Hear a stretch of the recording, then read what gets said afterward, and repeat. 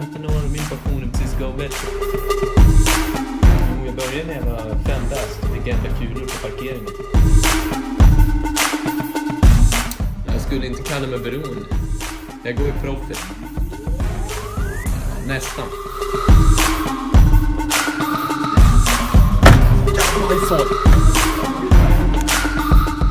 Jag spelade till och med bort min bästa vän Kevin en gång. Han bor nu i Indien och jobbar på en hovfabrik. De där små barn sitter ut med helt fast. De fattar inte att de förlorar pengar. Vilket verkligen gillar dem.